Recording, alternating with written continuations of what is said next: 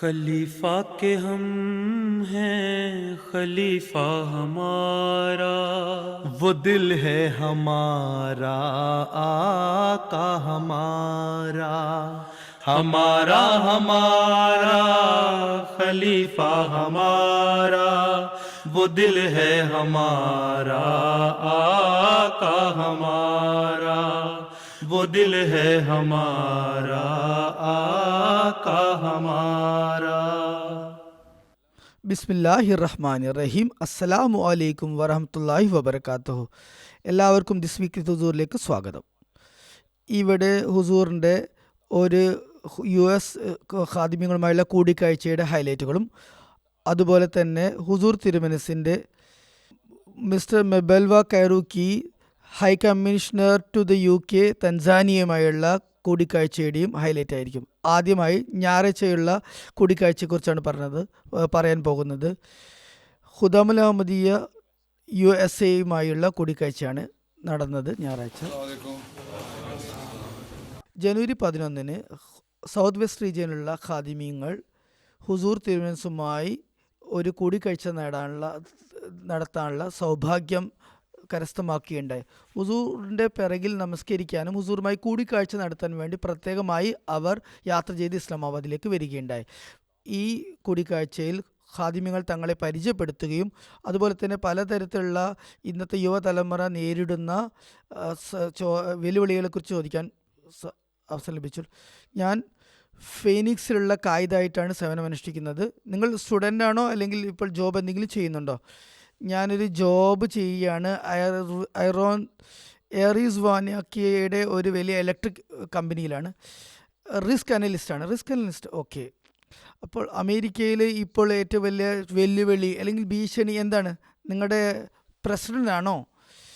അത് നല്ല ചോദ്യം, വളരെ നല്ല ചോദ്യമാണ്. ഏറ്റവും വലിയ ഭീഷണി നിങ്ങളുടെ പ്രസിഡന്റ് തന്നെ അല്ലേ? ഖാദിമിന് തൻ്റെ പിതാവ് അടുത്ത് വഫാത്തായ പിതാവിനെ കുറിച്ച് ഹസൻ ഖലീഫ ഖാമിസിനോട് ഒരു ചോദ്യം ചോദിക്കാനുള്ള അവസരം ലഭിക്കുകയുണ്ടായി. നിങ്ങൾക്ക് അദ്ദേഹത്തിൻ്റെ സ്വഭാവത്തെക്കുറിച്ചും അദ്ദേഹത്തിൻ്റെ സ്വഭാവത്തെക്കുറിച്ചും പെരുമാറ്റത്തെക്കുറിച്ചും അറിയാം. അദ്ദേഹത്തിൻ്റെ ജമാഅത്തിൻ്റെ സേവനങ്ങളും അറിയാം. മറ്റുള്ളവരുമായുള്ള പ്രത്യേകിച്ച് സഹപ്രവർത്തകരുമായുള്ള പെരുമാറ്റത്തെക്കുറിച്ചും അതുപോലെ തൻ്റെ മക്കളെക്കുറിച്ചുള്ള ആഗ്രഹങ്ങൾ അഭിലാഷങ്ങളെക്കുറിച്ചും അറിയാം. അപ്പോൾ അദ്ദേഹത്തിൻ്റെ ആഗ്രഹങ്ങൾ പൂർത്തിയാക്കാൻ വേണ്ടി നിങ്ങൾ ശ്രമിക്കുക. അദ്ദേഹത്തിൻ്റെ കാലടി പിന്തുടരാൻ വേണ്ടി ശ്രമിക്കുക. അങ്ങനെയാണ് നിങ്ങൾക്ക് സ്വർഗത്തിൽ അദ്ദേഹത്തിൻ്റെ ആത്മാവിന് ശാന്തി നിങ്ങൾക്ക് നേരാൻ വേണ്ടി സാധിക്കുക. അദ്ദേഹത്തിന് വേണ്ടി ദുആയും ചെയ്യുക. ഓക്കെ ജസാക്കമുല്ലാ. എനിക്ക് 15 വയസ്സായി. ഞാനിപ്പോൾ 10ാം ക്ലാസ്സിലാണ് പഠിക്കുന്നത്. ഞാൻ 5 നേരം കൃത്യമായി നമസ്കരിക്കുകയും വിശുദ്ധ ഖുർആൻ പാരായണം ചെയ്യുകയും ചെയ്യുന്ന ഒരാളാണ്. പള്ളിയിലും പോകാറുണ്ട്. താഹിർ അക്കാഡമിയിൽ ഞാൻ സേവനവും അനുഷ്ഠിക്കുന്നുണ്ട്. എന്നാലും ഞാനൊരു ഇൻട്രോവേർട്ടാണ്, അന്തർമുഖനാണ്. അതുകൊണ്ട് സ്കൂളിലും പള്ളിയിലും ആളുകളുമായി ഇടപഴകാൻ വേണ്ടി ബുദ്ധിമുട്ട് അനുഭവപ്പെടാറുണ്ട്. നിങ്ങൾ വളരെ ലജ്ജാശീലനുള്ള വ്യക്തിയാണല്ലേ? നിങ്ങൾക്ക് കാര്യങ്ങൾ പ്രവർത്തനങ്ങൾ ഇഷ്ടമല്ല എന്നതുകൊണ്ടല്ല അല്ലേ? അതല്ലേ? ശരി. അതുകൊണ്ട് നിങ്ങളിൽ ആത്മവിശ്വാസം വളർത്തിയെടുക്കാൻ വേണ്ടി ശ്രമിക്കുക. അഹമ്മദികൾ വളരെ കോൺഫിഡൻ്റ് ആയിരിക്കണം. കാരണം മറ്റുള്ളവർക്ക് പറഞ്ഞ് മനസ്സിലാക്കി കൊടുക്കാൻ കോൺഫിഡൻ്റ് ആയിട്ടില്ലെങ്കിൽ നമ്മുടെ എക്സ്പോഷർ കറക്റ്റ് അല്ലെങ്കിൽ ഇൻട്രാക്ഷൻ കറക്റ്റ് അല്ലെങ്കിൽ എങ്ങനെ നമ്മൾ തബ്ലീഗ് ചെയ്യും? ഓക്കെ. അതുകൊണ്ട് നമസ്കരിക്കുക, അള്ളാഹുവിനോടുള്ള കടമകൾ നിറവേറ്റിക്കുക, നല്ല കാര്യം തന്നെ. എന്നാൽ നമസ്കാരത്തിൽ ദുആ ചെയ്യുക അള്ളാഹുവിനോട് പ്രത്യേകമായ നിലയിൽ, എൻ്റെ ഈ ദൗർബല്യം, എൻ്റെ ഈ ബലഹീനത അള്ളാഹുവെ നീ തന്നെ നീക്കി തരണമേ എന്ന് ദുആ ചെയ്യുക. അതുപോലെ തന്നെ മറ്റുള്ളവരുമായി നല്ല നിലയിൽ ആശയവിനിമയം നടത്താൻ വേണ്ടിയുള്ള ആത്മവിശ്വാസത്തിന് വേണ്ടി ദുആ ചെയ്യുക. ഓക്കെ, ശരി. ഹുസൂർ ഖുലഫാക്കളുടെ ബുദ്ധിയും അതുപോലെ തന്നെ പ്രവാചകന്മാരുടെയും ബുദ്ധിയെ, യുക്തിയെ ഐൻസ്റ്റൈനെ പോലുള്ള ശാസ്ത്രജ്ഞന്മാരുമായി താരതമ്യം ചെയ്യാൻ പറ്റുമോ? പ്രവാചകൻ്റെയും ഖലീഫയുടെയും യുക്തി കൂടുതൽ ഉണ്ടെന്ന് എങ്ങനെ സ്ഥാപിക്കാൻ കഴിയും? ഒരിക്കലും തന്നെ നബിയുടെയും ഖലീഫമാരുടേത് പോലും IQ ലെവൽ നിങ്ങൾക്ക് കമ്പയർ ചെയ്യാൻ വേണ്ടി പറ്റുകയില്ല. അള്ളാഹുവിൽ നിന്ന് നേരിട്ട് മാർഗദർശനം ലഭിക്കുന്നവരാണ് പ്രവാചകന്മാർ. ഖലീഫമാർക്ക് അത്തരത്തിലുള്ള മാർഗദർശനം ലഭിക്കുന്നില്ല, എല്ലാ കാര്യങ്ങളിലും ലഭിക്കുന്നില്ല. ചില സമയങ്ങളിൽ അവരുടെ ഭാഗത്തു നിന്നും വീഴ്ചകൾ ഉണ്ടാകാം. എന്നാൽ ജമാഅത്തിനെ സംബന്ധിച്ചുള്ള എന്തെങ്കിലും കാര്യങ്ങൾ ആണെങ്കിൽ, എന്തെങ്കിലും മാറ്റേഴ്സ് ആണെങ്കിൽ അതുപോലെ തന്നെ ജമാഅത്തിൽ അംഗങ്ങളെ ബാധിക്കുന്ന എന്തെങ്കിലും കാര്യങ്ങളാണെങ്കിൽ ഖലീഫയുടെ തെറ്റും ജമാഅത്തിനോ ജമാഅത്ത് അംഗങ്ങൾക്കോ യാതൊരു തരത്തിലുള്ള പ്രയാസവും ഉണ്ടാക്കുന്നതല്ല, നഷ്ടം വരുത്തുന്നതല്ല. അങ്ങനെയുള്ള പ്രശ്നങ്ങളൊക്കെ അള്ളാഹു തന്നെ ദൂരീകരിക്കുന്നതാണ്. അങ്ങനെ ഒരു ബാഡ് എഫക്റ്റും ജമാഅത്തിൽ അംഗങ്ങൾക്ക് അത് ഉണ്ടാക്കുന്നതല്ല. ഓക്കെ. സയൻറ്റിസ്റ്റുകളെ കുറിച്ച് പറയുകയാണെങ്കിൽ അവരും വളരെ അധ്വാനം ചെയ്യുന്നവരാണ്, കഠിനാധ്വാനികളും കഠിനമായി പരിശ്രമിക്കുന്നവരുമാണ്. അവർ ബുദ്ധി പ്രയോഗിക്കുന്നു. ആ ബുദ്ധി എന്ന് പറയുന്നത് അള്ളാഹുവിൻ്റെ അനുഗ്രഹം തന്നെയാണല്ലോ. അള്ളാഹു നല്ല ബുദ്ധിയും ദിശനയും അതുപോലെ കഠിനാധ്വാനശീലവും അള്ളാഹു അവർക്ക് നൽകുന്നു, സയൻറ്റിസ്റ്റുകൾക്ക് നൽകുന്നു. അവർ പല കാര്യങ്ങളിലും വളരെ ചിന്താകുലരായി ചിന്താധീനരായി നിലകൊള്ളുന്നു. അപ്പോൾ നല്ല റിസൾട്ടും അവർക്ക് ലഭിക്കുന്നു. അള്ളാഹുവിൻ്റെ ഭാഗത്തു നിന്നും അവരുടെ പരിശ്രമത്തിന് ഫലം ലഭിക്കുന്നു. അതുകൊണ്ട് തന്നെ ആത്മീയതയുമായി കമ്പയർ ചെയ്യുമ്പോൾ സയൻറ്റിസ്റ്റുകൾ പൊതുവെ മത ചിന്താഗതി ഇല്ലാത്തവരാണ്. അവരെക്കുറിച്ച് പറയുകയാണെങ്കിൽ അവർ ഒരേ ലൈനിലാണ്, ഒരേ മേഖലയിലാണ് അവർ വർക്ക് ചെയ്തുകൊണ്ടിരിക്കുന്നത്. അത് ഭൗതിക കാര്യങ്ങളാണ്, ലൗകിക കാര്യങ്ങളാണ്. അവരുടെ ബുദ്ധി വ്യയം ചെയ്യുന്നത് അതിനു വേണ്ടിയാണ്. ആ ബുദ്ധിയും അള്ളാഹുവിൻ്റെ വരദാനം തന്നെയാണ്. എന്നാൽ അവർ കഠിനാധ്വാനം ചെയ്യുമ്പോൾ, അവരുടെ ബുദ്ധി കൂടുതൽ പ്രയോഗിക്കുമ്പോൾ അതിന് നല്ല ഫലവും ലഭിക്കുന്നു. അവരുടെ കഠിനാധ്വാനത്തിൻ്റെയും ബുദ്ധിയുടെ പ്രയോഗത്തിൻ്റെയും നല്ല ഫലം അവർക്ക് ഉളവാകുന്നു. അള്ളാഹു അങ്ങനെ അവർക്ക് അനുഗ്രഹിക്കുന്നു, അവർക്ക് നല്ല റിസൾട്ടും നൽകുന്നു, നല്ല കാര്യങ്ങൾ അവർക്ക് തെളിയിക്കാനും കഴിയുന്നു. എന്നാൽ ചില ഡോക്ടർ അബ്ദുസ്സലാം സാഹിബിനെ പോലുള്ള സയൻറ്റിസ്റ്റുകൾ നോക്കുക, അദ്ദേഹം മതചിന്താഗതിക്കാരനായിരുന്നു. അദ്ദേഹം വെറും സയൻറ്റിസ്റ്റ് അല്ല, നോബൽ പ്രൈസ് ജേതാവും ആയിരുന്നു. എന്നാൽ അദ്ദേഹം പറയാറുണ്ടായിരുന്നത്, എനിക്ക് ഒരുപാട് മാർഗദർശനം ലഭിച്ചത് വിശുദ്ധ ഖുർആനിൽ നിന്നാണ് എന്നാണ്. അദ്ദേഹം പറയാറുണ്ടായിരുന്നു, ഖുറാനിൽ 100 കണക്കിന് ആയത്തുകളുണ്ട് എൻ്റെ ഈ ഗവേഷണത്തിൽ എന്നെ സഹായിച്ച, എനിക്ക് ഗൈഡ് ലൈൻ ആയി വർത്തിച്ച ആയത്തുകളെന്നു. 2 തരം ലോകളുണ്ട്. ലോ ഓഫ് ശരിയ, ലോ ഓഫ് നേച്ചർ. പ്രകൃതി നിയമം എന്താണ് പറയുന്നത്? നിങ്ങൾ അധ്വാനിക്കുകയാണെങ്കിൽ, നിങ്ങൾക്ക് ബുദ്ധിയുണ്ടെങ്കിൽ നിങ്ങൾക്ക് അതിനുള്ള പ്രതിഫലം ലഭിക്കും, നിങ്ങൾക്ക് ഫലത്തിൽ എത്തിച്ചേരാൻ സാധിക്കും. എന്നാൽ ശരീഅത്തിൻ്റെ നിയമം എന്താണ് പറയുന്നത്? നിങ്ങൾക്ക് ബുദ്ധിയുണ്ട്, നിങ്ങൾക്ക് അതോടൊപ്പം 2 അനുഗ്രഹങ്ങൾ ലഭിക്കും. ഒന്ന്, ദീനിന് വേണ്ടി നിങ്ങൾ പ്രവർത്തിക്കുമ്പോൾ അള്ളാഹു അതിൽ ബർക്കത്ത് ചൊരിയും. രണ്ടാമത്തെ കാര്യം, നിങ്ങൾ ബുദ്ധി ഉപയോഗിക്കുമ്പോൾ, നിങ്ങൾ പരിശ്രമിക്കുമ്പോൾ നല്ല പോസിറ്റീവ് റിസൾട്ട് ലഭിക്കും. ആരെങ്കിലും ഒരാൾ മരിച്ചാൽ പെട്ടെന്ന് തന്നെ ആ വ്യക്തിക്ക് ഖിയാമത്ത് വരെ കാത്തിക്കേണ്ടി വരുമോ? പ്രതിഫലം ലഭിക്കുമോ? നോക്കുക, ഒരാൾ മരിക്കുകയാണെങ്കിൽ, നല്ല കർമ്മങ്ങൾ ചെയ്തുമാണ് മരിക്കുകയാണെങ്കിൽ ആ വ്യക്തി നേരിട്ട് സ്വർഗത്തിലേക്ക് തന്നെ പോകും. ഖിയാമത്ത് വരെ കാത്തിരിക്കേണ്ട ആവശ്യമില്ല. അത് ആ ഒരു പോകുന്നത് സ്വർഗത്തിൻ്റെ ആദ്യ ഘട്ടത്തിലേക്കായിരിക്കുമെന്ന് മാത്രം. അതിനുശേഷം പിന്നീടായിരിക്കും ഉന്നത ഘട്ടങ്ങളിലേക്ക് പോകുന്നത്. എന്നാൽ ദുഷ്കർമ്മങ്ങൾ ചെയ്ത വ്യക്തികൾ നേരിട്ട് നരകത്തിലേക്ക് പോകും. അവർക്ക് അവിടെ ശിക്ഷയും ലഭിക്കുന്നതാണ്. മരണത്തിന് ശേഷം ഒരു വെയിറ്റിംഗ് റൂം അല്ലെങ്കിൽ ബർസഖി ജീവിതമുണ്ട് എന്നല്ല, അത് ഖിയാമത്ത് വരെ നീളുമെന്നുമല്ല. ലക്ഷക്കണക്കിന് വർഷങ്ങൾ കാത്തു നിന്നിട്ട് ആണെങ്കിൽ പിന്നെ എന്ത് കാര്യം? നന്മകൾ ചെയ്തുകൊണ്ട് കാര്യമില്ലല്ലോ. ഉടൻ തന്നെ റിസൾട്ട് ലഭിക്കുന്നില്ലെങ്കിൽ, ഇത്രയും ദീർഘകാലം പ്രതീക്ഷിക്കുകയാണെങ്കിൽ പിന്നെ അതുകൊണ്ട് എന്താണ് കാര്യം? പ്രതിഫലം ഉടൻ ലഭിക്കുന്നില്ലെങ്കിൽ കാര്യമില്ലല്ലോ. അതുകൊണ്ട് അള്ളാഹു പറയുന്നത്, നിങ്ങൾ നല്ല കാര്യങ്ങൾ ചെയ്യാൻ നിങ്ങൾക്ക് സ്വർഗത്തിൽ പോകാൻ സാധിക്കും. എന്നാൽ ഖിയാമത്ത് നാളിൽ അള്ളാഹു എല്ലാ ആത്മാക്കളെയും ഒരുമിച്ച് കൂട്ടുകയും വീണ്ടും വിചാരണ നടക്കുകയും ചെയ്യുന്നതാണ്. ആ സമയത്ത് അള്ളാഹു വിധി പുറപ്പെടുവിക്കുന്നതായിരിക്കും. ഈ ലോകത്ത് നന്മകൾ ചെയ്തവർ സ്വർഗത്തിലേക്ക് പോകും. അവർ സ്വർഗത്തിൻ്റെ ആദ്യഘട്ടത്തിലുള്ളവർക്ക് അതിൽ നിന്നും പദവികൾ ഉയരാൻ സാധിക്കും. അവർക്ക് അടുത്ത പദവിയിലേക്ക്, അടുത്ത സ്റ്റേജിലേക്ക് പോകാൻ വേണ്ടി ലഭിക്കും. അതുപോലെ തന്നെ ഈ ലോകത്ത് ദുഷ്കർമ്മങ്ങൾ ചെയ്തവർക്ക് അവർ നരകത്തിലായിരിക്കും. അവർക്ക് അവരുടെ ശിക്ഷയുടെ കാലാവധി അള്ളാഹു കഴിഞ്ഞാൽ അള്ളാഹു അവരെ സ്വർഗത്തിലേക്ക് പ്രവേശിപ്പിക്കുന്നതായിരിക്കും. ശിക്ഷയുടെ കാലാവധി കഴിഞ്ഞാൽ അവർക്ക് മാപ്പാക്കി കൊടുക്കും, പുറത്തു കൊടുക്കും, അള്ളാഹു സ്വർഗത്തിൽ പ്രവേശിക്കും. എന്നാൽ ഒരുപാട് ദുഷ്കർമ്മങ്ങൾ ചെയ്തവരുടെ ശിക്ഷ ഇനിയും ബാക്കി ഉണ്ടാകും.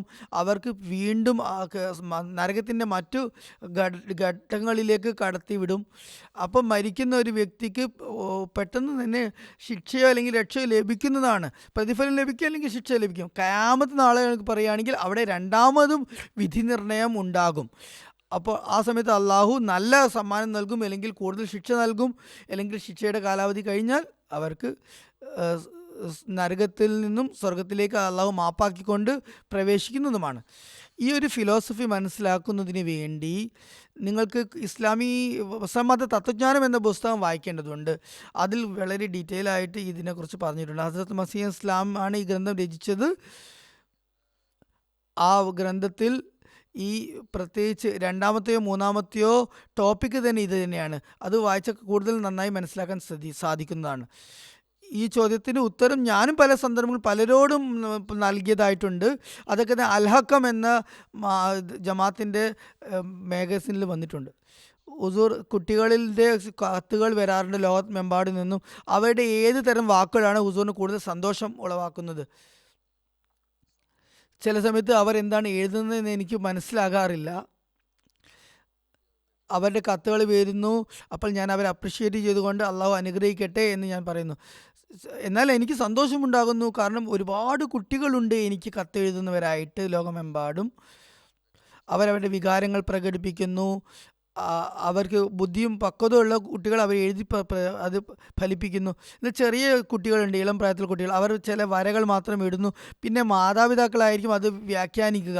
ഇതാണ് ഇവർ പറയാൻ ഉദ്ദേശിച്ചത്. എനിക്കറിയില്ല ആ ഒരു വ്യാഖ്യാനം മാതാപിതാക്കളുടെ സ്വയം വ്യാഖ്യാനമാണോ, അവരുടെ ബുദ്ധിയിലുള്ളതാണോ, അല്ലെങ്കിൽ കുട്ടികൾ അവർക്ക് പറഞ്ഞു കൊടുത്തതാണോ പ്രകടിപ്പിച്ചതാണോ എന്നൊന്നും എനിക്ക് അറിയില്ല. എനിക്ക് നല്ല സന്തോഷമുണ്ടാകാറുണ്ട്. കാരണം ചെറിയ ചെറിയ കുട്ടികൾ പോലും ജമാഅത്തുമായി ബന്ധമുണ്ട് എന്ന നിലയിൽ, ഖിലാഫത്തുമായി ബന്ധമുണ്ട്, ഖിലാഫത്തിനെ ബഹുമാനിക്കുന്നു എന്ന നിലയിൽ എനിക്ക് സന്തോഷമുണ്ട്. ഞാൻ അവർ ദുആക്ക് വേണ്ടി അപേക്ഷിക്കുന്നു, കാരണം അവർക്ക് അള്ളാഹുവിൽ വിശ്വാസമുണ്ട്. അതുകൊണ്ട് തന്നെ എപ്പോഴും ഞാൻ മാതാപിതാക്കളോട് പറയാറുള്ളത്,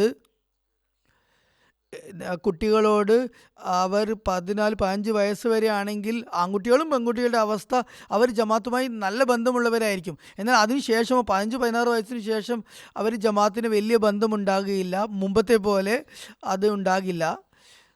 അതുകൊണ്ട് തന്നെ അവരുമായി എപ്പോഴും വളരെ കൃത്യമായി ഇരിക്കുകയും സംസാരിക്കുകയും സംവദിക്കുകയും അവരുമായി സിറ്റിംഗ് നടത്തുകയും ചെയ്യണം. അങ്ങനെ ജമാഅത്തുമായി അവർ ബന്ധപ്പെടുകയും കോണ്ടാക്റ്റ് ഉണ്ടാകുകയും ചെയ്യും. ഓക്കെ, ജസാക്കുമുള്ള. പേരൻ്റ് എന്ന നിലയിൽ കുട്ടികളുടെ ഏത് പ്രായത്തിലുള്ള ഏത് കാര്യമാണ് ബുദ്ധിമുട്ടുള്ളത് ഹാൻഡിൽ ചെയ്യാൻ വേണ്ടിയിട്ട്, അങ്ങനെ ഹുസൂറിന് എന്തെങ്കിലും അവസ്ഥ ഉണ്ടായിട്ടുണ്ടോ? എനിക്ക് അങ്ങനെ ഒരു പ്രയാസത്തിൻ്റെ സാഹചര്യം ഉണ്ടായിട്ടില്ല. നിങ്ങൾ നല്ല ബന്ധമാണ് കുട്ടികളോടുമുള്ളതെങ്കിൽ അവർ നിങ്ങളെ പറയുന്നത് അനുസരിക്കുന്നതായിരിക്കും. കുട്ടികൾക്ക് കോൺഫിഡൻസ് ഉണ്ടാകണം, കാരണം മാതാപിതാക്കൾ ഞങ്ങളുടെ ഫ്രണ്ട്സാണ്, സുഹൃത്തുക്കളാണെന്നുള്ള ഒരു ബോധമുണ്ടാകണം. അപ്പോൾ നിങ്ങൾ പറയുന്നതൊക്കെ അവർ കേൾക്കും. അപ്പോൾ ഞങ്ങൾ അതിന് എന്തെങ്കിലും ബുദ്ധിമുട്ടുണ്ടെങ്കിൽ അവർ പ്രയാസങ്ങൾ ദൂരീകരിക്കുമെന്ന് കുട്ടികൾക്ക് വിശ്വാസമുണ്ടാകും. ആ ഒരു കോൺഫിഡൻസ് കുട്ടികളിൽ ഉണ്ടാക്കുകയാണെങ്കിൽ, നിങ്ങൾ കുട്ടികളിൽ വളർത്തിയെടുക്കുകയാണെങ്കിൽ, അവർ ഭാവിയിലും ഏതു പ്രായത്തിലും അവരുടെ തർബിയത്ത് കാര്യത്തിൽ, ശിക്ഷണ കാര്യത്തിൽ നിങ്ങൾക്ക് ഒരു ബുദ്ധിമുട്ടും നേരിടുന്നതല്ല. ഞാൻ പറഞ്ഞതുപോലെ 14-15 വയസ്സിന് ശേഷമാണ് ഈ എൻവയൺമെൻറ്റ് മാറുന്നു, അവരുടെ സാഹചര്യം മാറുന്നു. അതുകൊണ്ട് ഒരുപാട് കുട്ടികളുണ്ട് അടിസ്ഥാന അധ്യാപനങ്ങളിൽ നിന്നും ധാർമ്മികതയിൽ നിന്നും തന്നെ വിട്ടുമാറുന്നു. അവർ ഇസ്ലാമിൻ്റെ അധ്യാപനങ്ങളിൽ നിന്ന് വിട്ട് അകലുന്നു. അപ്പോൾ ആ ഒരു പ്രായത്തിലാണ് കൂടുതൽ മാതാപിതാക്കൾ ശ്രദ്ധിക്കേണ്ടത്. 15-16 വയസ്സിന് ശേഷം കുട്ടികളോട് സൗഹൃദം സ്ഥാപിക്കാൻ ശ്രമിക്കുക. എൻ്റെ ഹുസൂർ, എൻ്റെ യുവാവ് എന്ന നിലയിൽ എങ്ങനെയാണ് ഞാൻ തിന്മയിൽ നിന്നും എളുപ്പത്തിൽ നിന്ന് മാറി നിൽക്കുക, അല്ലെങ്കിൽ ഇന്നുള്ള ചാലഞ്ചുകളെ ഞാൻ എങ്ങനെയാണ് നേരിടുക, എങ്ങനെയാണ് ഈമാനിൽ ഉറച്ചു നിൽക്കാൻ സാധിക്കുക?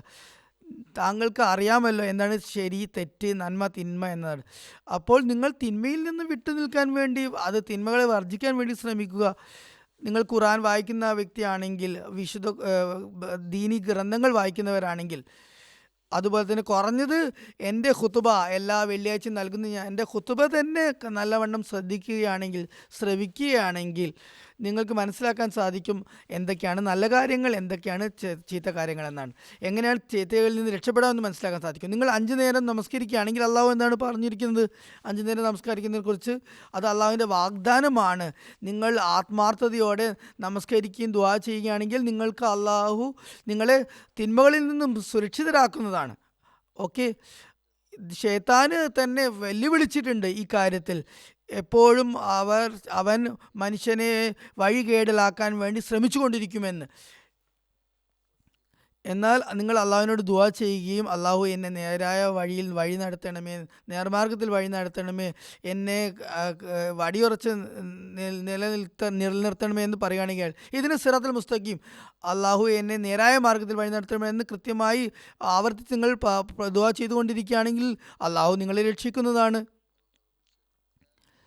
അള്ളാഹു നിങ്ങൾക്ക് നല്ല ബുദ്ധിയും നൽകിയിട്ടുണ്ട്. നിങ്ങൾക്ക് ചിന്തിച്ച് തെറ്റേതാണ് ശരിയാണെന്ന് തീരുമാനിക്കാൻ സാധിക്കും.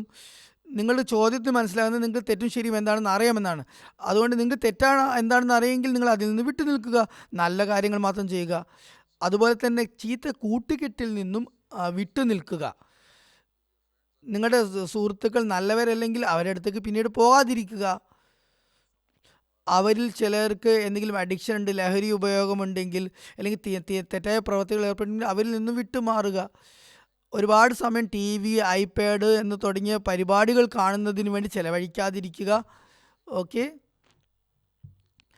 ദിവസവും 5 നേരം കൃത്യമായി നമസ്കരിക്കുക, വിശുദ്ധ ഖുർആൻ പാരായണം ചെയ്യുക. അതുപോലെ തന്നെ അള്ളാഹുവിനോട് ദുആ ചെയ്തുകൊണ്ടിരിക്കുക, അള്ളാഹുവെ തിന്മകളിൽ നിന്ന് ഞങ്ങളെ രക്ഷിക്കണമേ. ഒരു ഖാദിം ചോദിച്ചത്, ഹുസൂറിനോട് ചോദിച്ചത്, വഖഫിനോ ഖാദിമ് മുബല്ലിഗ് അല്ലാതെ എന്തൊക്കെ ജോലികളാണ് തിരഞ്ഞെടുക്കാൻ സാധിക്കുക? നിങ്ങൾക്ക് മുറബിയാകാം, ഡോക്ടറാകാം, ടീച്ചറാകാം, എഞ്ചിനീയറാകാം, വക്കീലാകാം. അതുപോലെ തന്നെ ഏത് ജോലിയും നിങ്ങൾക്ക് തിരഞ്ഞെടുത്തുകൊണ്ട് നിങ്ങൾക്ക് വേണ്ടി ഉചിതമാണെന്ന് കരുതുന്നത് നിങ്ങൾ തിരഞ്ഞെടുത്തുക. എന്നിട്ട് ആ നിലയിൽ ജമാഅത്തിനെ സേവിക്കുക. നിങ്ങൾ സ്വയം ഒരു മേഖല തിരഞ്ഞെടുക്കുക. നിങ്ങൾ ഏത് നിലയിലും ജമാഅത്തിനെ നിങ്ങൾക്ക് സേവിക്കാമല്ലോ. നിങ്ങൾക്ക് ജമാഅത്തിനെ സേവിക്കണമെന്നുള്ള ഉദ്ദേശമുണ്ടെങ്കിൽ, ആ നിശ്ചയദാർഢ്യമുണ്ടെങ്കിൽ, പഠിത്തത്തിന് ശേഷം ജോലി ലഭിച്ചതിന് ശേഷം നിങ്ങൾ നല്ല ജോലി കിട്ടി, നല്ല ശമ്പളമൊക്കെ കിട്ടി തുടങ്ങിയാൽ എന്താണ് പറയുക? ഭൗതിക കാര്യങ്ങളിൽ ഒരുപാട് ബിസിയാണ്, എനിക്ക് ഒരുപാട് ജോലിയുണ്ട്, തിരക്കുണ്ട് എന്ന് പറഞ്ഞാൽ നിങ്ങൾക്ക് ദീനിനെ സേവിക്കാൻ സാധിക്കുകയില്ല. എന്നാൽ നിങ്ങൾക്ക് ജമാഅത്തിനെ സേവിക്കണമെന്ന് ദൃഢനിശ്ചയമുണ്ടെങ്കിൽ നിങ്ങൾക്ക് തീർച്ചയായും ചെയ്യാൻ സാധിക്കുന്നതാണ്. നിങ്ങൾ ജമാഅത്ത് എന്തു പറഞ്ഞാലും എന്ത് സേവനവും ഏത് നിലയിലും നിങ്ങൾക്ക് ചെയ്യാൻ സാധിക്കും. ഈ കൂടിക്കാഴ്ചയുടെ അവസാനത്തിൽ ഹുസൂർ തിരുമനസുമായി അവിടെയുള്ള ഖാദിമ്യങ്ങൾക്ക് ഫോട്ടോ എടുക്കാനുള്ള സൗഭാഗ്യം ലഭിച്ചു.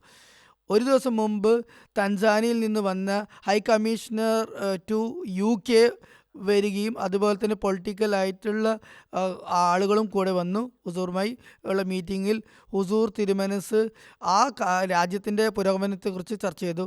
ഹുസൂർ ജമാഅത്തിൻ്റെ സഹായത്തിന് ഞങ്ങൾ വളരെ നന്ദിയുള്ളവരാണ്. പ്രത്യേകിച്ച് ഹ്യൂമാനിറ്റി ഫസ്റ്റ് തൻസാനിയയിൽ സോഷ്യൽ സർവീസ് ചെയ്യുന്നുണ്ട്, എഡ്യൂക്കേഷൻ ലെവലിൽ ഹോസ്പിറ്റൽ ഫെസിലിറ്റി, ജലസേചനം. ഞാൻ കഴിഞ്ഞ തവണ ലാസ്റ്റ് 2005 തൻസാനിയ സന്ദർശിച്ചത്. അവിടെ ദാറുസലാമിൽ നിന്ന് ഞാൻ മോറോഗോറോ എന്ന സ്ഥലത്തേക്കാണ് പോയത്. അവിടുന്ന് പിന്നെ ഡൊറോമയിലേക്ക് ഞാൻ യാത്ര ചെയ്തു. പിന്നെ ഞങ്ങൾക്ക് ഹാൻഡ് പമ്പ്സൊക്കെ ഞങ്ങൾ അവിടെ ഇൻസ്റ്റാൾ ചെയ്യുന്നുണ്ടായിരുന്നു ആ സമയത്ത്. എന്നാൽ നിങ്ങളുടെ കൃഷി മഴയെ ആശ്രയിച്ചാണല്ലേ ഉള്ളത്? അവിടെ മുഴുവൻ മഴമേഖലയാണോ? അവിടെ വേറെ ജലസേചന സംവിധാനമില്ല അല്ലേ? ഞാൻ അവിടെ ഉള്ളപ്പോൾ എനിക്ക് പറയാൻ ഉദ്ദേശിക്കുന്നത് അവിടെ ചെറിയ ഡാമുകളും അതുപോലെ തന്നെ ജലസ്രോതസ്സുകളും ജലസംഭരണികളും ഒക്കെ നിങ്ങൾക്ക് അവിടെ ഉണ്ടാക്കാൻ സാധിക്കും. കാരണം അവിടെ മഴ പെയ്യുമ്പോൾ ഒരുപാട് വർഷപാതം ഉണ്ടാകും. നിങ്ങൾക്ക് മഴവെള്ളം സംഭരിക്കാൻ പറ്റും. അതിന് വാട്ടർ ഹാർവെസ്റ്റിംഗ് എന്നാണ് നിങ്ങൾ പറയാറുള്ളത്. അത് നിങ്ങൾക്ക് ചെയ്യേണ്ടതുണ്ട്. അത് ഞങ്ങൾ ചെയ്യാനുള്ള പദ്ധതിയുണ്ട്. അടുത്ത 5 വർഷത്തിലുള്ള സർക്കാരിൻ്റെ പദ്ധതിയാണത്. ലോകസമാധാനത്തിന് വേണ്ടി താങ്കൾ പരിശ്രമിച്ചു കൊണ്ടിരിക്കുന്നു. ഇപ്പോഴുള്ള ജിയോ പൊളിറ്റിക്കൽ സാഹചര്യത്തിൽ ഒരുപാട് പ്രശ്നങ്ങളുണ്ട്. ഇപ്പോൾ ഈ ലോകമഹായുദ്ധം തുടങ്ങിയെന്ന് മാത്രമല്ല, അതിൻ്റെ പടിവാതിൽക്കൽ നിൽക്കുകയല്ല, തുടങ്ങിക്കഴിഞ്ഞു എന്ന് പറയാം. ലോകമഹായുദ്ധം 2028-2029 ആകുമ്പോഴത്തേക്ക് ലോകമഹായുദ്ധം കൊടുമുടിയിലേക്ക് എത്തി, ഉച്ചസ്ഥായിലെത്തുന്നതാണ്. ആഫ്രിക്ക വളരെ സുരക്ഷിതമായിരിക്കും. ആഫ്രിക്കൻ ഭൂഖണ്ഡം സുരക്ഷിതമാണെന്ന് ഞാൻ കരുതുന്നു. വെസ്റ്റേൺ കൺട്രീസ് അവിടെ നിക്ഷിപ്ത താല്പര്യങ്ങൾ അവിടെ കണ്ടില്ലെങ്കിൽ നിങ്ങൾ രക്ഷപ്പെടുന്നതാണ്. നിങ്ങൾ നിങ്ങളുടെ രാജ്യത്തിന് അഭിവൃദ്ധി നൽകാനുള്ള സാഹചര്യം അല്ലാഹു ഒരുക്കിയിട്ടുണ്ട്. നിങ്ങൾക്ക് ലോകത്തെയും നല്ല നിലയിൽ നയിക്കാൻ സാധിക്കും. നമുക്ക് നോക്കാം നിങ്ങൾക്ക് ആ സമയത്ത് നിങ്ങൾ എത്രത്തോളം നിങ്ങൾ ഉത്തരവാദിത്തങ്ങളും കടമകളും നിറവേറ്റുന്നുണ്ട് എന്ന്. നിങ്ങൾ ആളുകളോട് പറയുക, സമയം വന്നിരിക്കുന്നു, ലോകത്തെ നയിക്കാനുള്ള സമയമാണ് വന്നിരിക്കുന്നത്. ഞങ്ങളങ്ങനെ ചെയ്യുന്നതാണ്. നിങ്ങൾ സത്യസന്ധത, അത് കഠിനാധ്വാനം, അതുപോലെ തന്നെ അള്ളാഹുമായുള്ള പൂർണ്ണമായ കീഴ്വണക്കം എന്നിവ നിങ്ങൾ എപ്പോഴും കൂട്ടുപിടിക്കണം. വളരെ നല്ല സമാധാനത്തോടെ ഇവിടെ ഞങ്ങളുടെ രാജ്യങ്ങളിൽ താമസിക്കുന്നത്. നല്ല സഹവർത്തിത്വമുണ്ട്. പ്രാദേശിക വ്യക്തികൾ, പ്രാദേശിക ജനങ്ങൾ സമാധാനത്തോടെ ജീവിക്കുകയാണെങ്കിൽ അവിടെ പിന്നെ ഒരു ഡിസ്റ്റർബൻസും ഉണ്ടാകുകയില്ല. എന്നാൽ പാശ്ചാത്യ ശക്തികൾ, ബാഹ്യ ശക്തികൾ വന്നിട്ടാണ് പ്രശ്നമുണ്ടാക്കുന്നത്. നിങ്ങൾ തേർഡ് വേൾഡ്സിനെ അവരുടെ ഒരുപാട് ഹ്യൂമൻ റിസോഴ്സസ് മാത്രമല്ല, ഒരുപാട് നാച്ചുറൽ റിസോഴ്സുമുണ്ട്. നിങ്ങൾക്ക് അവിടെ കോട്ടൺ കൃഷി ഉണ്ടല്ലേ, ആ കോട്ടൺ ടെക്സ്റ്റൈൽ ഇൻഡസ്ട്രിയും ഉണ്ട്, അവിടെ ഉണ്ട്. പക്ഷെ അത്ര വിപുലമായിട്ടൊന്നുമില്ല. അത് കൂടുതൽ വിശാലമാക്കേണ്ടതുണ്ട് ടെക്സ്റ്റൈൽ ഇൻഡസ്ട്രി. അതിൻ്റെ ആവശ്യമുണ്ട്. അങ്ങനെ ഒരുപാട് ജോലി സാധ്യതകൾ നമുക്ക് ഉൽപ്പാദിക്കാൻ സാധിക്കും. ഒരുപാട് ജോലികൾ ഉണ്ടാവുകയും ചെയ്യും. നിങ്ങളുടെ പൊളിറ്റീഷ്യൻസ് സത്യസന്ധന്മാരാണെങ്കിൽ, ഭരണകർത്താക്കൾ നിങ്ങൾ സീരിയസ് ആയി പുരോഗതി ആഗ്രഹിക്കുന്നുണ്ടെങ്കിൽ, ഞാൻ കരുതുന്നത് നിങ്ങൾക്ക് ഒരുപാട് നാച്ചുറൽ റിസോഴ്സസുകളുണ്ടല്ലോ, ഒരുപാട് വരുമാനത്തിലുള്ള മറ്റു മാർഗ്ഗങ്ങളുണ്ടല്ലോ, അത് മുഖേന നിങ്ങൾക്ക് അഭിവൃദ്ധിപ്പെടാൻ സാധിക്കും. മീറ്റിങ്ങിൻ്റെ അവസാനത്തിൽ ഹുസൂർ തിരുമനസുമായി അവർ ഗ്രൂപ്പ് ഫോട്ടോ എടുക്കുകയുണ്ടായി. വളരെ വളരെ പ്രയോജനപ്രദമായ ഒരു മീറ്റിംഗായിരുന്നു. ഹുസൂറുമായി ഒരുപാട് കാര്യങ്ങൾ പഠിക്കാൻ സാധിച്ചു. പ്രത്യേകിച്ചും ഹുസൂർ വേൾഡ് അഫെയറിനെ കുറിച്ച് ഹുസൂറിന് അറിയാം. ലോക സമാധാനത്തിനെക്കുറിച്ചും യൂണിറ്റിയെക്കുറിച്ചുമുള്ള അദ്ദേഹത്തിൻ്റെ നല്ല ഉപദേശങ്ങൾ ലഭിച്ചു. അതുപോലെ ഡെവലപ്മെൻറ്റ് ഇഷ്യൂവിനെ കുറിച്ചും ചർച്ച ചെയ്തു. ഹുസൂറിന് തൻസാനിയെക്കുറിച്ച്, അതിൻ്റെ പുരോഗതിയെക്കുറിച്ച് വളരെയധികം താല്പര്യം പ്രകടിപ്പിക്കുകയുണ്ടായി. അതുപോലെ തന്നെ ഇൻഫ്രാസ്ട്രക്ചർ, അവിടുത്തെ കൃഷി, അവിടുത്തെ പ്ലാനിങ്ങിനെ കുറിച്ചൊക്കെ, പ്രത്യേകിച്ച് അവിടുത്തെ പബ്ലിക് ആളുകളെ ശ്രദ്ധിച്ചിട്ടുള്ള പുരോഗതിയാണ് ഹുസൂർ താല്പര്യം കാണിച്ചത്. ജമാഅത്ത് അഹമ്മദിയൻ്റെ ഹ്യൂമാനിറ്റി ഫസ്റ്റ് നിന്ന് ഒരുപാട് സപ്പോർട്ട് ഞങ്ങൾക്ക് ഞങ്ങളുടെ രാജ്യത്ത് ലഭിക്കുന്നുണ്ട്. ഒരുപാട് സഹായങ്ങൾ ലഭിക്കുന്നുണ്ട്.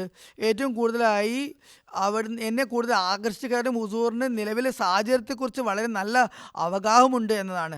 ആഫ്രിക്കൻ ഭൂഖണ്ഡത്തെക്കുറിച്ച് നല്ല ഉപദേശങ്ങളാണ് ഹുസൂർ നൽകിയത്. ആഫ്രിക്കയെ സെൽഫ് ഡിപ്പെൻഡഡ് ആയിട്ട് സ്വാശ്രയനാകാൻ വേണ്ടിയാണ് ഹുസൂർ പറഞ്ഞത്. സ്വന്തം കാലിൽ നിൽക്കാൻ വേണ്ടിയുള്ള കാര്യങ്ങൾ അവലംബിക്കാനാണ് ഹുസൂർ പറഞ്ഞത്. ഇന്നത്തെ വേൾഡ് ട്രെൻഡ് നോക്കുക, ആഫ്രിക്കയ്ക്കാണ് വളരെ നല്ല ചാൻസ് ഉള്ളത്, വളരാനും പുരോഗതിപ്പെടാനുമുള്ളത്, ലോകത്തെ നയിക്കാനുമുള്ളത്. കാരണം നമുക്ക് ഒരുപാട് നാച്ചുറൽ റിസോഴ്സസ് ഉണ്ട്, പ്രകൃതി സ്രോതസ്സുകളുണ്ട്, ഹ്യൂമൻ റിസോഴ്സുകളുണ്ട്, മനുഷ്യ സ്രോതസ്സുകളുണ്ട്. അതുകൊണ്ട് നമുക്ക് ഒരുപാട് മിനറൽസ് ഉണ്ട്, ഓയിലുണ്ട്, ഗ്യാസ് ഉണ്ട്, മറ്റ് അഗ്രികൾച്ചറൽ റിസോഴ്സുകളുമുണ്ട്. ഇന്ന് ലോകത്തിന് ഏറ്റവും കൂടുതൽ ആവശ്യമുള്ള കാര്യങ്ങളൊക്കെ നമ്മുടെ പക്കലുണ്ട്, നമ്മുടെ രാജ്യത്തുണ്ട്. നമ്മുടെ ഉത്തരവാദിത്വം എന്നത് അധ്വാനിക്കുക, അതുപോലെ തന്നെ ആത്മാർത്ഥതയോടെ സേവന നിരതരാകുക, അതോടൊപ്പം തന്നെ അള്ളാഹുവിനോട് പ്രാർത്ഥിക്കുക, നമ്മുടെ ആളുകൾ നല്ല നിലയിൽ പ്രവർത്തിക്കുന്നവരാകുമാറാകട്ടെ. ഇതായിരുന്നു ഹുസൂറിൻ്റെ ആക്ടിവിറ്റിയുടെ ഹൈലൈറ്റ് ഇപ്പോൾ അവതരിപ്പിച്ചത്. ഇനി അവസാനമായി ഹുസൂറിൻ്റെ ജുമാ ഖുതുബയുടെ പ്രസക്ത ഭാഗങ്ങൾ. ഇന്നത്തെ ജുമാ ഖുതുബയിൽ ഹുസൂർ തിരുമനസ് അള്ളാഹുവിനോടുള്ള റസൂലുള്ളാഹിയുടെ സ്നേഹത്തെക്കുറിച്ച് പ്രതിപാദിക്കുകയുണ്ടായി. ഹുസൂർ അയ്ദുല്ലാ തആല ബിൻ അസീസ് വിവിധ സംഭവങ്ങൾ, അതുപോലെ തന്നെ ദൈവഭക്തിയെക്കുറിച്ച് പറഞ്ഞു. ഹദ്റത്ത് മുഗീറ ബിൻ ഷുഐബ പറയുന്നു, റസൂലുള്ളാഹി സ്വല്ലല്ലാഹു അലൈഹി വസല്ലം നമസ്കാരത്തിന് വേണ്ടി നിൽക്കുമ്പോൾ വളരെ സുദീർഘമായി നിൽക്കുമായിരുന്നു. അദ്ദേഹത്തിൻ്റെ കണങ്കാലും കാൽവണ്ണയും നീര് വെക്കുമായിരുന്നു. എന്തിനാണ് ഇങ്ങനെ ചെയ്യുന്ന ആളുകൾ ചോദിക്കുമ്പോൾ പറയും, ഞാൻ അള്ളാഹുവിൻ്റെ നന്ദിയുള്ള ദാസനായി മാറണ്ടേ എന്ന് പറയും. അള്ളാഹുവെ നോക്കുക, എത്ര മാത്രം സ്നേഹമാണ്, എത്രമാത്രം ദൈവസ്നേഹം, ദൈവാനുരാഗമാണുള്ളത്. അള്ളാഹുവിന് വേണ്ടി നിൽക്കുമ്പോൾ തൻ്റെ ശരീരം, തടി തന്നെ മറന്നു പോകുന്നു, ബ്ലഡ് സർക്കുലേഷൻ താഴത്തു നിന്ന് തുടങ്ങുന്നു, അങ്ങനെ കാലിന് നീര് വെക്കുന്നു. എന്നാൽ നോക്കുക എത്രത്തോളം ദൈവസ്നേഹത്തിൽ അലിഞ്ഞു പോയിരിക്കുന്നു. എന്നാൽ ഇതൊന്നും തന്നെ ചിന്തിക്കുന്നില്ല, ചുറ്റുപാട് എന്താണ് നടക്കുന്നതെന്നും അറിയുന്നില്ല. കണ്ടു നിൽക്കുന്നവർ റസൂലുള്ളാഹിയുടെ വേദന കണ്ടിട്ട് അവർക്ക് വേദന അനുഭവപ്പെടുന്നു. എന്നിട്ട് അവർ പറയുന്നു, എന്തിനാണ് ഇങ്ങനെ ചെയ്യുന്നത് എന്ന് ചോദിക്കുന്നു. എന്തിനാണ് ഇങ്ങനെ സ്വയം പ്രയാസത്തിൽ അകപ്പെടുത്തുന്നത് ചോദിക്കുമ്പോൾ റസൂലുള്ളാഹി സ്വല്ലല്ലാഹു അലൈഹി വസല്ലമിനോട് തൻ്റെ ആരോഗ്യത്തെ ശ്രദ്ധിക്കണമെന്ന് പറയുമ്പോൾ, ആശ്വാസത്തെ ശ്രദ്ധിക്കണമെന്ന് പറയുമ്പോൾ റസൂലുള്ളാഹിക്ക് ആ ചോദ്യം അസ്വസ്ഥത ഉണ്ടാക്കുന്നു. എന്നിട്ട് റസൂലുള്ളാഹി സ്വല്ലല്ലാഹു അലൈഹി വസല്ലമിൽ അതിൻ്റെ ഒരു സ്വാധീനം ചെലുത്തുന്നതല്ല. അതുകൊണ്ട് റസൂലുള്ളാഹി സ്വല്ലല്ലാഹു അലൈഹി വസല്ലം കൂടുതൽ ആരാധനയിൽ വീഴ്ച വരുത്തുന്നതിന് പകരം കൂടുതൽ അള്ളാഹുവിൻ്റെ സ്മരണയിൽ മുഴുകുകയും ഈ ചോദ്യം തന്നെ ഇഷ്ടപ്പെടാതെ എന്താണ് ഞാൻ അള്ളാഹുവിൻ്റെ നന്ദിയുള്ള ദാസനാകണ്ടേ എന്ന് തിരിച്ചു ചോദിക്കുകയും ചെയ്യുന്നു. അവൻ്റെ ഒരുപാട് ഔദാര്യങ്ങളും അനുഗ്രഹങ്ങളും എൻ്റെ മേലുണ്ട്, അവനെ ഒരുപാട് വാത്സല്യത്തോടെ എന്നോട് പെരുമാറുന്നു. എന്നിട്ട് അവൻ്റെ ഈ സൽപെരുമാറ്റത്തിന് പകരമായി അവൻ്റെ പേര് പോലും ഞാൻ ഉരുവിടേണ്ടേ, നാമജപം നടത്തേണ്ടേ, ഞാൻ ഇതിൽ നിന്നും മാറി നിൽക്കണമോ? നോക്കൂ എത്രത്തോളം ആത്മാർത്ഥതയും എത്രത്തോളം കൃതജ്ഞതാ മനോഭാവമാണ് റസൂലുള്ളാഹി സ്വല്ലല്ലാഹു അലൈഹി വസല്ലമയിൽ നിറഞ്ഞിരുന്നത്. അദ്ദേഹത്തിൻ്റെ ഹൃദയത്തിൻ്റെ ആ വികാരങ്ങൾ എത്രമാത്രം പുറത്തു വന്നിരുന്നു. ഹുസൂർ തിരുമൻസ് ഖുത്ബയുടെ അവസാനത്തിൽ പ്രാർത്ഥനയ്ക്കുള്ള ആഹ്വാനം നടത്തുകയുണ്ടായി ജൽസാന ബംഗ്ലാദേശിന് വേണ്ടി. ഇന്ന് തുടങ്ങുന്ന ജൽസാന ബംഗ്ലാദേശിനെ കുറിച്ച് പറഞ്ഞു. ഇന്ന് ജൽസാലാന ബംഗ്ലാദേശ് തുടങ്ങിയാണ്. അവിടെ ഒരുപാട് എതിർപ്പും ഉണ്ടാകാറുണ്ട്. അവർക്ക് വേണ്ടി ദുആ ചെയ്യുക. അള്ളാഹു അവരെ സംരക്ഷിക്കുമാറാകട്ടെ. ജൽസ വളരെ നല്ല നിലയിൽ പരിസമാപ്തി കൊള്ളട്ടെ.